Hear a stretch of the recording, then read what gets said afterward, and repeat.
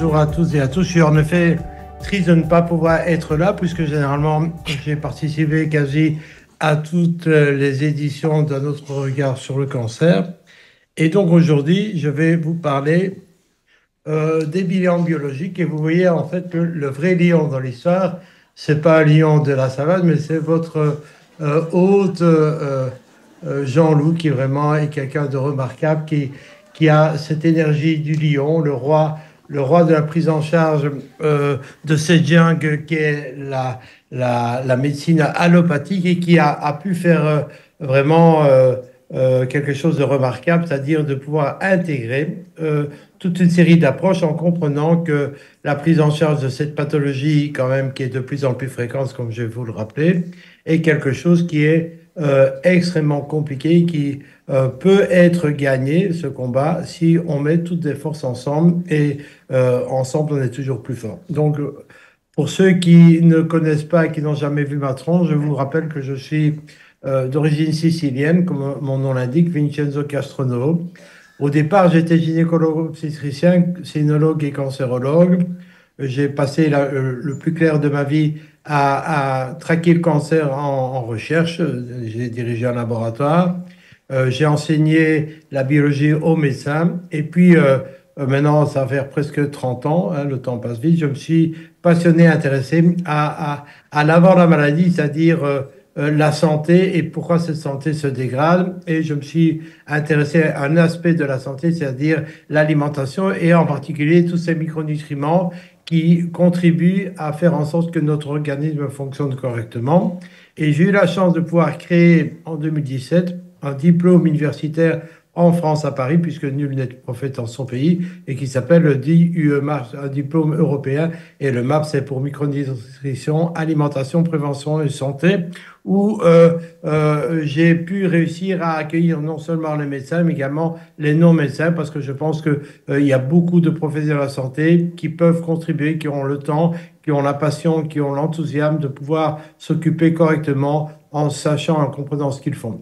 En même temps, pouvoir communiquer. J'ai créé une société qui s'appelle Nutriels et depuis environ 30 ans, je suis le président du comité scientifique d'un laboratoire qui s'est dédié à la biologie préventive, qui est le laboratoire LIMS MBNES, qui se trouve en Belgique. Et depuis 4 ans, j'ai développé une nouvelle passion car je suis persuadé que la mère des médecines, c'est la médecine mitochondriale. Et donc, cette entreprise qui s'appelle Pimo s'est dévolue à étudier et à mettre au point une approche qui permet de mettre dans sa meilleure forme cette mitochondrie. Pimo, c'est pour Professional Innovative Mitochondrial Optimization. Donc voilà, revenons à notre sujet. Comme vous savez, le cancer est un véritable problème de santé publique. Et dans les pays occidentaux, c'est la première cause de décès. Alors que finalement, dans le monde, ce sont les maladies cardiovasculaires. Et dans les pays dits développés, eh bien, c'est le cancer qui prend le leadership de la létalité. Ce qui veut dire que manifestement, notre mode de vie et notre alimentation surtout jouent un rôle extrêmement important dans la genèse de cette maladie. Et on a donc de plus en plus de patients qui vont entrer dans ce chemin de la guérison, en tout cas de la rémission, et qui vont être pris en charge en médecine allopathique par les traitements qui sont proposés aujourd'hui, qui évoluent tout le temps, et on va en discuter. Ces traitements sont essentiellement la chirurgie. La chirurgie est probablement, lorsque la tumeur est limitée, la seule modalité thérapeutique qui a la plus haute probabilité de mettre le patient en rémission prolongée, voire en guérison.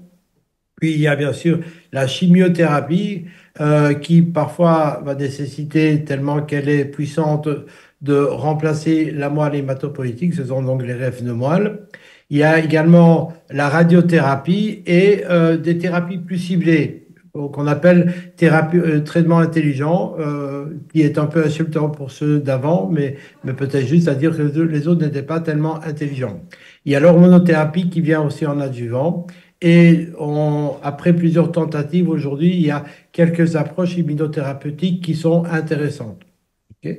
Alors, la plupart des traitements restent aujourd'hui, malheureusement, la chimiothérapie, En quoi consiste la chimiothérapie? Eh bien, la chimiothérapie consiste à empoisonner les cellules pour les tuer, les cellules cancéreuses, basées sur une propriété qui est extrêmement exacerbée dans les cellules cancéreuses, c'est-à-dire leur division incontrôlée. Cependant, le défi du chimiothérapeute est de tuer un maximum de cellules sans tuer le patient. Pourquoi? Parce que le patient est le siège de division de cellules normales continue. Par seconde, 2 300 000 cellules naissent et remplacent 2 300 000 cellules qui meurent. Donc, ce qui veut dire qu'il y a environ 200 milliards pardon, de cellules qui se divisent en 24 heures. C'est énorme. Et donc, quand on fait la chimiothérapie, on va également tuer ces cellules car les méthodes de division de la cellule cancéreuse sont exactement les mêmes que les techniques de division des cellules normales.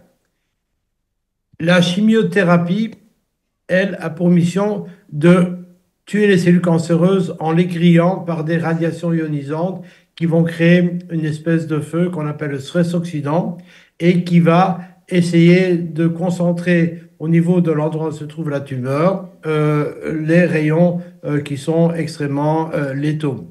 Alors aujourd'hui, heureusement, les techniques ont permis de délivrer un maximum de radiation ionisante où est la tumeur en épargnant les cellules normales, mais il y a pas si longtemps que ça, on irradiait totalement et on créait des lésions extrêmement importantes, notamment au niveau d'organes. Par exemple, pour la prostate, on avait des rectites post-radiques, etc., etc.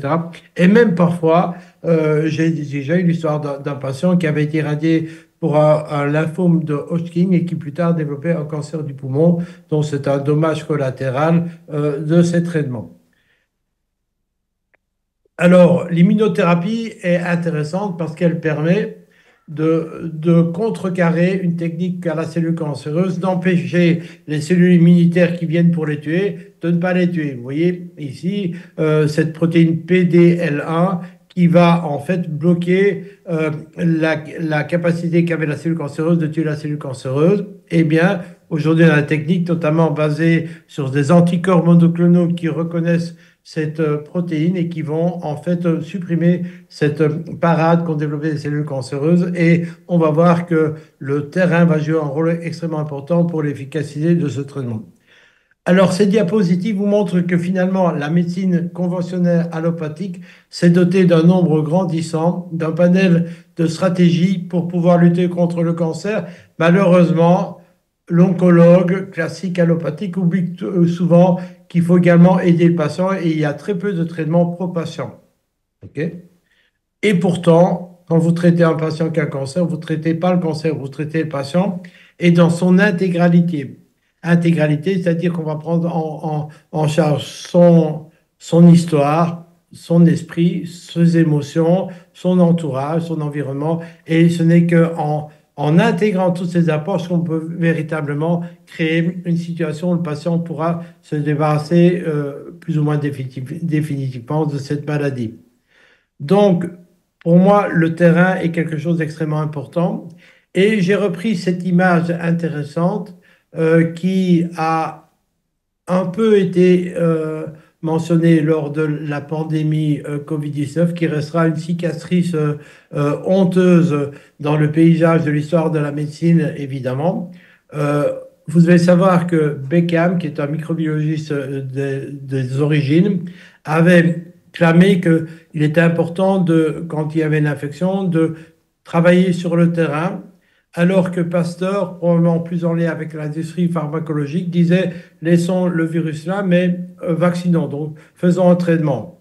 Moi, personnellement, je préfère boire mon poisson rouge dans d'une eau pure que mon poisson rouge protégé par un vaccin dont on ne sait pas ce qu'il va faire et qui continue à vivre dans une eau polluée. Eh bien, je pense que mutatis mutandis, on peut copier-coller et je prends la responsabilité de dire que le cancer n'est rien et le terrain est tout.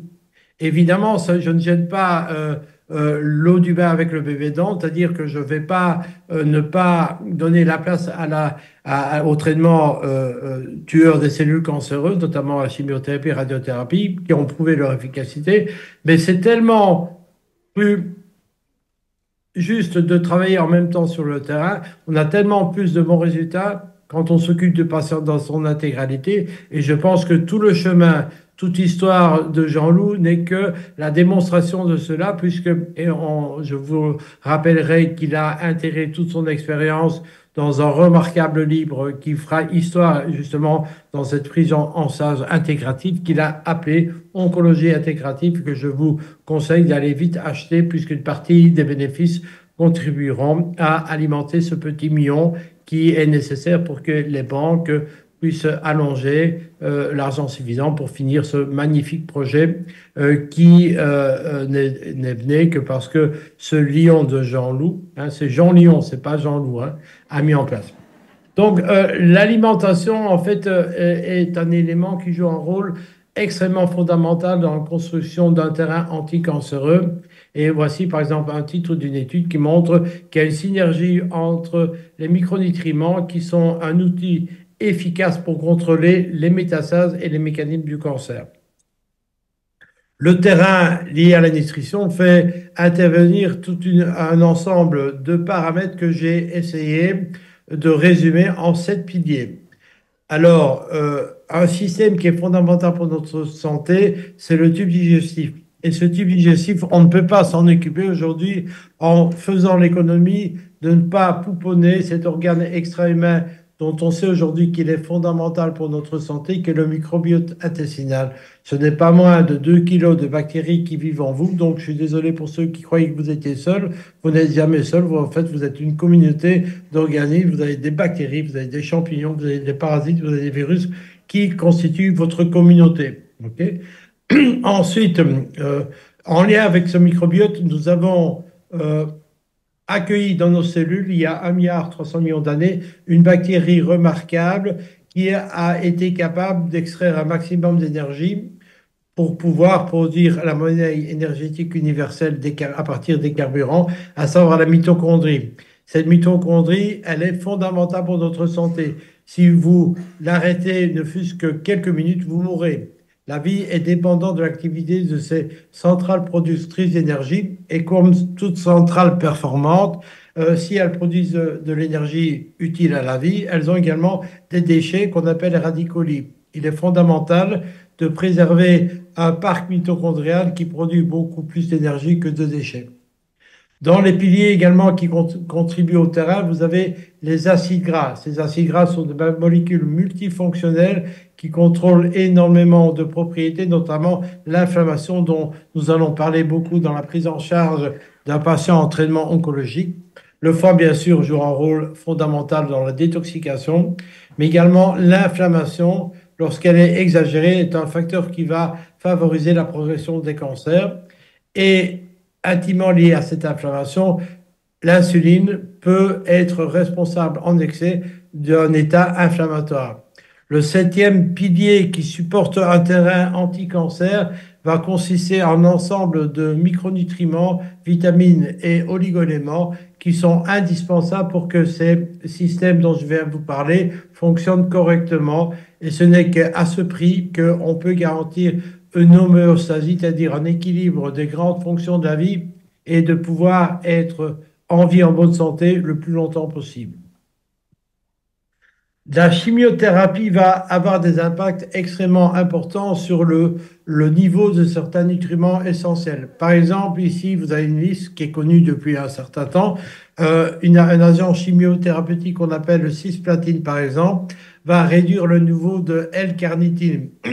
La L-carnitine, ça ne vous dit pas grand-chose, mais la L-carnitine, c'est un acide aminé modifié qu'on trouve essentiellement dans la viande et qui va permettre à nos centrales productrices d'énergie de brûler le gras. Okay, et les muscles, le cœur, vont utiliser de manière privilégiée les acides gras pour fonctionner. Et donc, on voit que si vous ne compensez pas avec de la L-carnitine, eh bien, les traitements à la cisplatine vont entraîner de la fatigue, qui éventuellement d'autres complications, notamment au niveau du foie, qui pourraient compromettre la prolongation du traitement et donc son efficacité. Le cisplatin va également augmenter l'expression du magnésium et du potassium qui peut donner des problèmes de troubles du rythme, des problèmes d'hyperanxiété, etc. La vitamine D dont je vais parler également va être éliminée plus favorablement si vous prenez du cyclophosphamide ou du paclitaxel, c'est-à-dire un dérivé du taxol, ainsi de suite. Le fluorouracile, par exemple, le 5-FU, va augmenter l'élimination de la vitamine B1, qui est une vitamine essentielle pour que nos cellules, et en particulier nos neurones, puissent utiliser le seul carburant qu'ils sont capables de brûler, c'est-à-dire le glucose. Donc tout ça pour vous dire que lorsqu'on a une chimiothérapie, et maintenant lorsqu'on connaît l'impact de ces traitements sur des nutriments essentiels au fonctionnement de notre organisme, il est bon de pouvoir compenser en ajoutant un supplément qui nous permet de garder des niveaux efficaces de ces molécules. Et dans cet article qui est relativement vieux, puisqu'il va bientôt avoir 10 ans, eh bien, les auteurs insistaient pour dire que la supplémentation était quelque chose qui devait être extrêmement ciblé, personnalisé en fonction d'un bilan et que, faite correctement, cette supplémentation pouvait avoir des bénéfices significatifs sur le pronostic de la maladie. Également, on va voir sur les complications associées au traitement. Alors, quelles sont les clés pour créer un terrain anti-cancer qui va jouer un rôle tellement important au cours du traitement, qui éventuellement va perturber ce terrain? Eh bien, d'abord, il faut s'arranger pour qu'il n'y ait pas d'inflammation chronique, même de bas grade. Donc, on soit dans un environnement de paix, puisque l'inflammation, finalement, c'est la guerre contre un ennemi. OK? Il faut qu'il y ait un microbiote organe dont je vais vous parler qui soit équilibré. On dit eutrophique ou eubiotique. Il faut que nos mitochondries soient performantes, qu'elles produisent plus d'énergie et moins de toxines. Il faut éviter qu'il y ait trop d'insuline. Et là, vous voyez déjà pointer ces ajouts de sucre irresponsables et insupportables que l'industrie agroalimentaire nous met pour nous rendre addicts et complètement dépendants de ces aliments. Et quand vous savez que l'industrie du sucre dépense 1 milliard d'euros par an pour faire du lobbying, pour qu'on ne mette pas la quantité de sucre rapide qu'il y a dans les aliments, vous vous rendez compte du décalage qu'il y a entre une approche santé, une approche santé humaine et une approche santé économique qui sont souvent dissociées. Un autre processus important également, dont je ne parlerai pas parce qu'il est un peu plus complexe, mais qui dépend de l'alimentation et qui est souvent malheureusement bafoué parce qu'on utilise des aliments raffinés, dépourvus des vitamines B9, B12 et B6 qui sont importantes pour avoir une méthylation optimale, une réaction biochimique qui régule nos gènes. On parlera également de la vitamine D. On a vu qu'elle était affectée par certaines chimiothérapies. Cette vitamine D est considérée comme un traitement anti-cancer qui a la capacité de ralentir la progression cancéreuse. Et puis, il sera essentiel également de maintenir le taux de cuivre le plus bas possible parce que le cuivre en excès est un métal qui va favoriser la progression cancéreuse.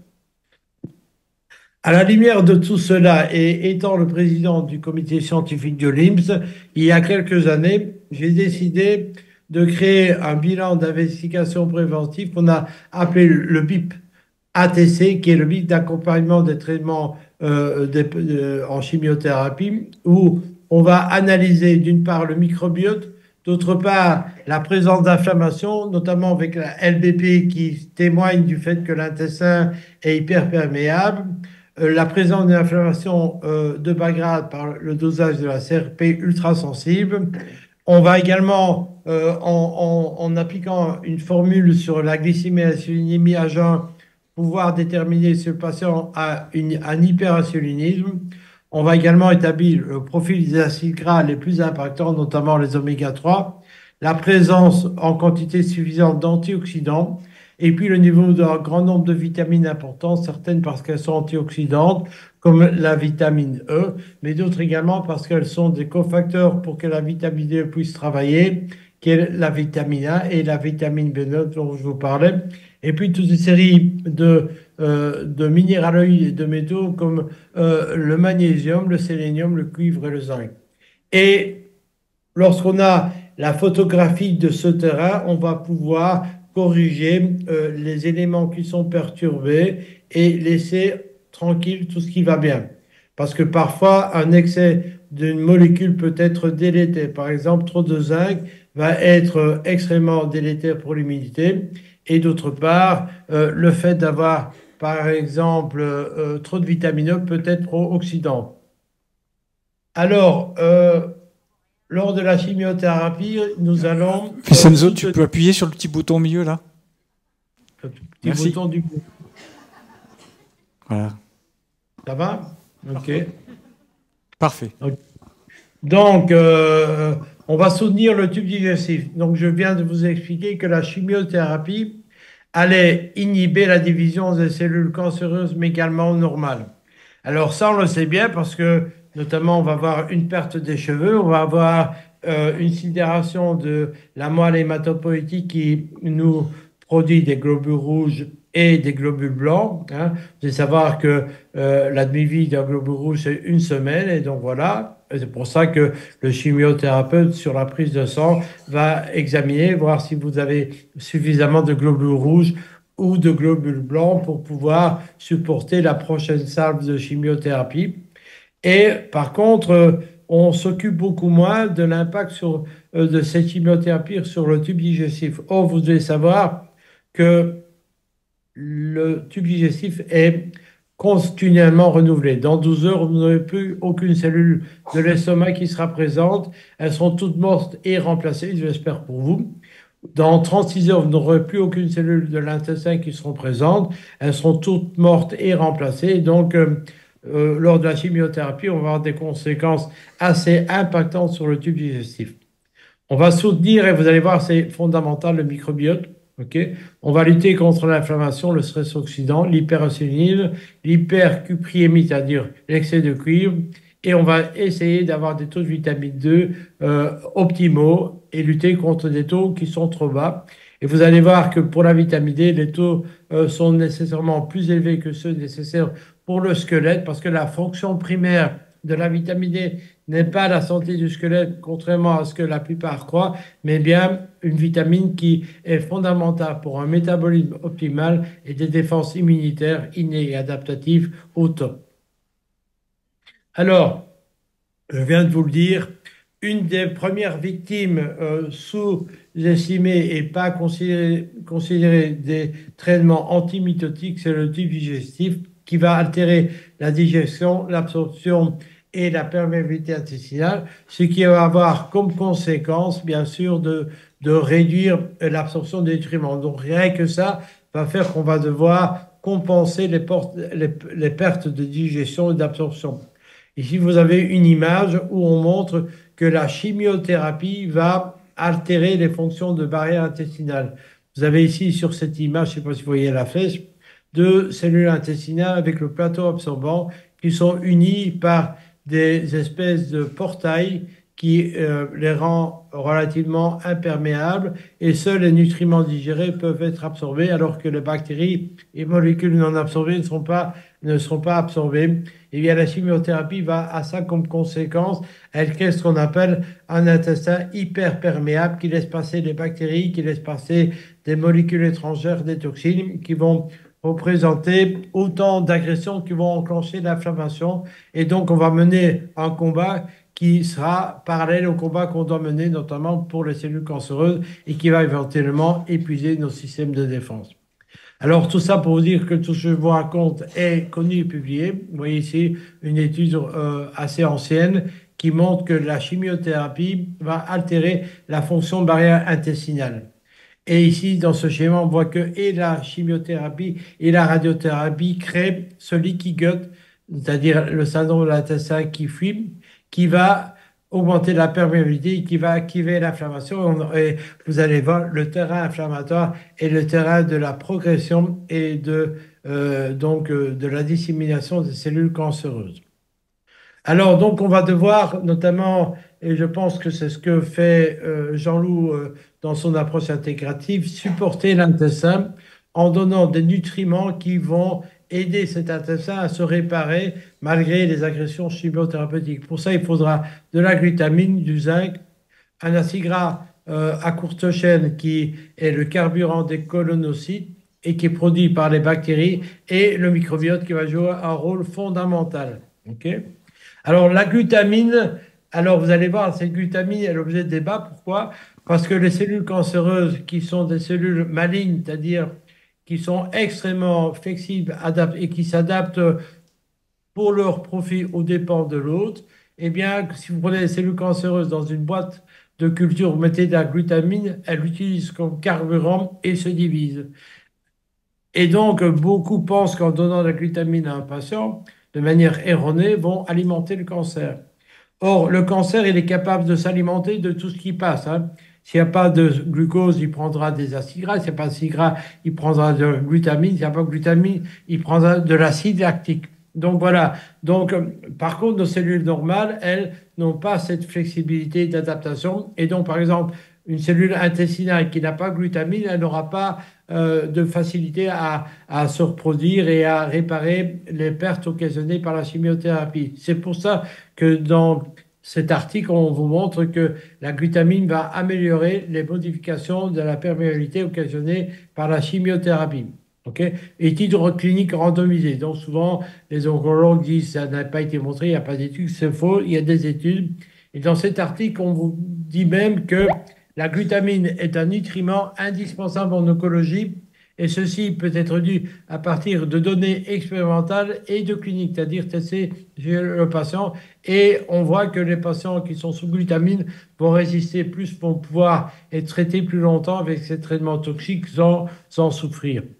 Et récemment, en 2024, cette étude montre que la glutamine comme supplémentation est une nouvelle stratégie anti-cancer qui pourrait être une alternative aux thérapeutiques conventionnelles. Donc, c'est complètement à l'opposé de ce que la plupart racontent par rapport à la glutamine. Et en effet, on voit que la glutamine a bien plus d'effets bénéfiques que d'effets maléfiques. En fait, elle va augmenter en fait la réparation de l'intestin, elle va augmenter la défense antitumeur, elle va promouvoir la détoxication, supporter la santé de l'intestin et réduire la toxicité de la chimiothérapie.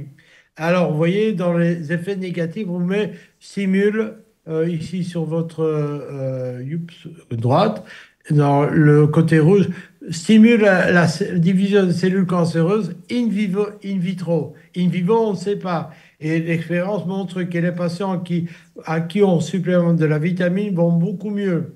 Donc c'est un peu, en fait, comme je vous dis, on ne traite pas, quand vous avez un patient, et ça je pense que je le d'accord, il a rarement une boîte de cellules cancéreuses qui vient à sa consultation. Même un cancer, ce n'est pas un cancer du côlon qui vient, c'est le patient qui souffre d'un cancer, on va le prendre en charge de manière intégrative. Alors microbiote, on ne peut plus aujourd'hui ne pas s'intéresser au microbiote quand on traite un patient cancéreux. Quand j'ai interrogé la librairie des États-Unis, National Cancer Institute, PubMed, en mettant comme mot-clé microbiote et cancer, il n'y a pas moins de 16 060 publications. Vous voyez cette évolution de l'intérêt que les scientifiques et les médecins portent à ce microbiote. Et même si on ne connaît pas tout, on en connaît suffisamment que pour pouvoir s'occuper du microbiote, en particulier lorsqu'un patient est cancer. Et dans cette nature que mon ami Jean-Loup connaît, qui est probablement une des revues les plus prestigieuses en cancer, le titre est très évocateur: Le microbiote, le chef d'orchestre de la thérapie anticancéreuse. Le chef d'orchestre qui va en fait permettre, qui maintenant on connaît de plus en plus ces mécanismes, et qui est prêt à être appliqué en clinique. Ok. Et notamment, on voit que que le microbiote va améliorer l'effet de la chimiothérapie, que ce microbiote joue un rôle fondamental dans l'efficacité de la chimiothérapie. Ici, vous avez le cyclophosphamide, l'oxaliplatine, donc ça veut dire que l'efficacité est améliorée. C'est un truc de ouf, ça, hein. Et que l'immunothérapie n'est pas possible si on n'a pas un bon microbiote. De manière remarquable, je ne vous le montre pas, mais on a pris le microbiote d'un patient qui répondait à l'anti-PLD1, on a mis à des souris, on a mis la tumeur qui grandissait pas, on a pris le microbiote d'un patient qui répondait et qui répondait pas, pardon, et la tumeur grandissait. Donc finalement, le microbiote joue un rôle fondamental, même la radiothérapie. Et donc ces auteurs en 2024, dont ça vient partir, écrivaient que voilà, cibler le microbiote pour augmenter l'efficacité et diminuer la toxicité. Que demande le peuple, hein? Vous avez vraiment, je pense qu'aujourd'hui, on ne peut plus ne pas. Et moi, je me rappelle, il y a 10 ans, je donnais des probiotiques pendant la chimiothérapie, on m'a pris pour un fou. Mais les fous, ce sont des gens souvent qui ont réseau trop tôt, hein. Et donc, on voit ici, par exemple, les mécanismes. Et par exemple, il y a une bactérie qui est le Fusobacterium nucleatum qui sera identifié lors du microbiote, qui faudra d'ailleurs tuer par des antibiotiques, qui lui va empêcher le traitement de chimiothérapie de se faire et augmenter la chimiorésistance. Et dans le cancer du côlon, vous savez que c'est un problème majeur. La chimiorésistance, la chimiothérapie des cellules va générer des cellules résistantes qui vont repousser, qui seront résistantes. Eh bien, si on supprime le nucléatome, on va supprimer la possibilité à ces cellules de résister au traitement. C'est magnifique. Et également, on voit que les bonnes bactéries, elles vont augmenter l'efficacité de la chimiothérapie. Et donc, on a montré ça pour énormément de molécules. Et on voit aussi que les bonnes bactéries, Lactobacillus et Bifidus, vont favoriser l'intégrité de l'intestin et lutter contre les mucosites qui sont une complication majeure qui parfois sont dramatiques parce que le patient ne sait plus s'alimenter tellement c'est douloureux. Donc, vous voyez comme quoi ce microbiote est extrêmement important et les publications ne cessent de s'accumuler. Et vous voyez ici, je ne vais pas rentrer dans les détails, mais en tout cas, moi je pense que avant la chimiothérapie, il est essentiel d'évaluer son microbiote et de le corriger par toute une série de techniques que je vais vous montrer, par l'alimentation, par l'utilisation de probiotiques, on voit ici, de prébiotiques, éventuellement, si on a trop de méchantes bactéries, par des antibiotiques à sélectivité digestive et parfois, mais on n'y est pas encore, par la transplantation fécale. C'est-à-dire, on va prendre des crottes d'un patient qui va bien et on va remplacer son microbiote par ces crottes d'un donneur. Alors, c'est déjà utilisé, notamment aux États-Unis avec succès. En fait, on prend des crottes qu'on met en pilule, ça s'appelle poop in a pill, donc du coup du popo dans des pilules.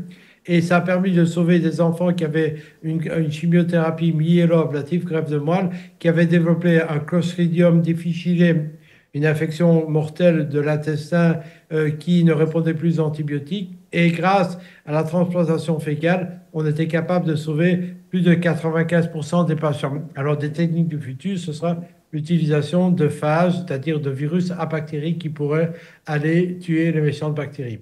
Donc voilà, donc on peut moduler l'efficacité, la toxicité, optimiser l'efficacité, réduire la toxicité en optimisant le microbiote, notamment avec ces prébiotiques. Et dans cet article publié dans une revue d'oncologie, on montre que les probiotiques sont efficaces et sûrs chez les patients cancéreux. Okay, faudrait vraiment que vous soyez en état extrêmement terminal, donc mort de chez mort, pour qu'éventuellement ces bactéries puissent vous donner une infection. Mais on n'a jamais vu un abcès à bifidus. Et ce qui est intéressant également, c'est récent, eh bien, on a montré que certains probiotiques pouvaient stimuler une action antitumorale, supprimer le cancer, notamment via une stimulation du système immunitaire. Donc ça, c'est quelque chose de fondamental. On ne peut pas ne pas optimiser le microbiote chez un patient qui est en thérapie anticancéreuse. Un autre pilier important de la prise en charge des patients cancéreux en chimiothérapie, qui contribue également à réduire l'inflammation, mais qui a d'autres activités, ce sont les acides gras oméga 3 allongés.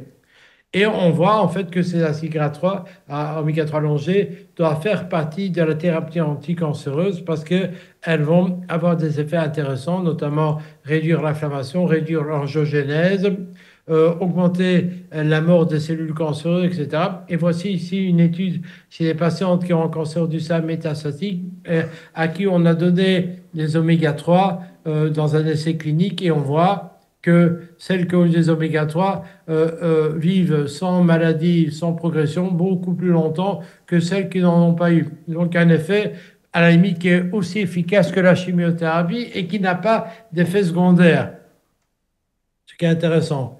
Et on voit ici, voici l'acide docosahexaénoïque, c'est un nom barbare pour identifier les poissons, les acides gras oméga 3 à longue chaîne qu'on trouve dans les petits poissons gras. Pourquoi je dis petits poissons gras? Parce que ce sont ceux qui vous amènent le moins de pesticides, de plastique et de métaux lourds. Et donc, vous voyez, le titre c'est l'acide docosahexaénoïque ou DHA, un adjuvant puissant naturel pour améliorer l'efficacité des traitements anti-cancer sans effet secondaire. Que demande le peuple? Et ça marche également dans d'autres cancers comme également ici. On voit que les oméga 3 allongés vont augmenter l'efficacité de la chimiothérapie dans le cas du cancer du poumon. Ici également, un autre acide gras oméga 3 allongé, l'acide eicosapentaénoïque, qui va avoir un effet anticancéreux au niveau du cancer du côlon et ici qui va diminuer l'angiogénèse, le cancer de la prostate et qui va également être associé à du zinc, ici à la vitamine D, une combinaison pour la prévention et le traitement des cancers. Donc voilà, la littérature est abondante. Pourquoi est-ce qu'on n'utilise pas? Parce que ça ne conduit pas à la prescription de traitements brevetés. Et donc, personne n'a intérêt à ce que des chimiothérapies qui rapportent beaucoup au Big Pharma bénéficient aux pêcheurs de sardines. Vous voyez? Alors, la mitochondrie, je vous disais, c'est l'essence même de la vie, puisque la vie est le résultat de l'interaction de la matière et de l'énergie. Et la magicienne qui fait cette interaction, c'est la mitochondrie, qui produit par jour 50 kg de cette monnaie énergétique qui est l'ATP. Et en fait, on sait que la chimiothérapie va véritablement abîmer ces mitochondries et va contribuer d'une part à la progression du cancer, mais également à un état que malheureusement des patients cancéreux qui sont à des stades avancés connaissent, c'est-à-dire la cachexie, la fonte musculaire. Et donc on voit que la plupart des agents chimiothérapeutiques vont créer un stress oxydant qui va compromettre de manière importante la production d'énergie et donc cette activité mitochondriale. Et donc, l'idée, c'est d'aider ces mitochondries à supporter ces agressions chimiothérapeutiques et garder ce potentiel énergétique tellement important pour lutter contre le cancer, pour nos cellules immunitaires et nos cellules qui doivent se renouveler. Et donc là, on sait qu'il faut supporter ces mitochondries, puisque sans ce support, on va évoluer vers un stress oxydant, plus de mutations, de l'inflammation, de la fatigue et éventuellement la fonte musculaire. Vont contribuer également à aider ces mitochondries des antioxydants comme le glutathion, qui est une victime de la prise intempestive de Doliprane, qui est l'acétaminophène qui consomme le glutathion. Et d'autre part, on voit que ce glutathion va protéger les cellules nerveuses de l'agression de la chimiothérapie, notamment en protégeant les mitochondries. Et ça, c'est encore une étude clinique randomisée, double aveugle, et où on voyait que le glutathion donné aux patients avait un effet protecteur par rapport aux effets neurotoxiques. L'acide alpha-lipoïque est un des maîtres antioxydants qui est important également pour la mitochondrie, et des études montrent que cet acide alpha-lipoïque va jouer un rôle dans la sensibilisation des cellules cancéreuses aux agents chimiothérapeutiques. Donc, et ici également, on voit que ces acides alpha-lipoïques, comme le glutathion réduit, préviennent des dommages neurologiques du système nerveux central, mais également périphérique. Encore une étude randomisée. Coenzyme Q10, vous connaissez, antioxydant. Coenzyme Q10 qui est une victime de la folie des statines qui bloque sa production et qui fait que les gens qui en prennent ont des douleurs musculaires parce que les mitochondries souffrent et produisent beaucoup trop d'acide lactique et pas beaucoup d'ATP. eh bien, on voit ici que ce coenzyme Q10 donné en supplément pendant la chimiothérapie va augmenter la tolérabilité des traitements, notamment en protégeant le cœur qui a une activité mitochondriale extrêmement importante. Et vous allez savoir que 40% du poids du cœur, ce sont des mitochondries qui turbinent tout le temps, depuis les premiers battements vers 18 semaines post-fécondation jusqu'à la fin de votre vie. Et on voit ici qu'on a des études qui montrent que la prise de coenzyme Q10 peut favoriser la régression de métastases pendant le traitement. La vitamine D, on en a parlé. Rappelez-vous, cette vitamine D, elle va voir son taux affecté par certaines chimiothérapies et pourtant, cette vitamine D est considérée comme un potentiel traitement anti-cancer, comme également cela est titré dans cette revue, dans l'étude revue Cancer. Et on connaît le mécanisme. La vitamine D, via des récepteurs et associée à la vitamine A, va inhiber la prolifération des cellules cancéreuses, va favoriser leur mort programmée, va favoriser l'inhibition de l'invasion des métastases, de l'angiogénèse, de l'inflammation et favoriser la différenciation de ces cellules qui est un élément favorable. Puisque vous savez, plus une cellule est différenciée, moins elle va être envahissante. Voilà. Je vous rappelle que ces traitements, comme la cyclophosphamide, les dérivés du taxol, comme le paclitaxel, vont occasionner une chute importante de vitamine D qu'il faudra supplémenter. Moi, je vous dis que à tous mes patients en chimiothérapie, je donne 12 000 unités de vitamine D par jour avec des aliments gras, étant donné que souvent pendant la chimiothérapie, l'absorption est diminuée et rarement j'arrive à plus de 80 nanogrammes par ml, qui est la concentration que je vise. Donc, on connaît les mécanismes de cette vitamine D, je viens de vous les montrer. Et un élément important également à considérer, c'est l'excès de cuivre qui n'est pas... Alors, le cuivre, pourquoi? Le cuivre, c'est le métal qui est indispensable pour que les cellules cancéreuses puissent créer de nouveaux vaisseaux qui vont les nourrir et leur permettre une croissance indéfinie, mais également l'essaimage dans le torrent circulatoire et la formation de métastases hématogènes. Donc, ce cuivre est fondamental en cancérogénèse. Et on voit ici que finalement, si vous avez un excès de cuivre, vous allez être permissif pour l'angiogénèse. Sans cuivre, les facteurs pro-angiogéniques, comme le VEGF, le BFGF, etc., ne peuvent pas fonctionner. D'ailleurs, on parle d'interrupteur angiogénique qui va déclencher la prolifération, la croissance de micrométastases. Souvent, vous avez, quand vous avez une tumeur primitive, des cellules qui ont quitté, qui ont été s'installer, qu'on ne verra pas à l'imagerie, au PET scan, parce qu'elles sont toutes seules et qu'elles sont dormantes. On parle de métastases silencieuses ou occultes. Eh bien, on s'est rendu compte que si on a une élévation du cuivre, par exemple, l'inflammation va occasionner du cuivre, eh bien, ça peut enclencher la dissémination, la croissance métastatique des colonies secondaires. Donc, c'est pour ça qu'il est fondamental de manier un cuivre bas. On peut le manier bas en consommant peu. On en a beaucoup dans certaines lentilles, par exemple dans le foie, dans les tripailles. On en a aussi beaucoup malheureusement dans le chocolat. Il y a beaucoup de cuivre. Mais on peut également diminuer par des agents chélatants comme le glutathion, l'acide alpha-lipoïque qui sont également des chélateurs. Et donc, ce cuivre va jouer un rôle important pro-angiogénique, pro-métastase et intervient également parce qu'en excès, il est responsable de stress oxydant dans l'évolution du cancer avec de nouvelles mutations. Donc, voilà un peu ce que je voulais vous dire rapidement. Et je voulais vous dire simplement que ce bilan, je pense, a sa place dans la prise en charge d'un patient avant la chimiothérapie, avant le traitement. Ça vaut la peine, en fait, d'attendre 15 jours, 3 semaines, d'avoir les résultats et de corriger avant de commencer le traitement. Ce sera tout bénéfice pour le patient, tout en sachant qu'on peut certainement, parce que souvent un patient qui a un cancer est stressé, il a des problèmes de microbiote, on peut prescrire des probiotiques, mais ce sera mieux de pouvoir corriger de manière précise et juste. Et on peut également, moi je donne la vitamine D d'emblée, de la glutamine pendant la chimio.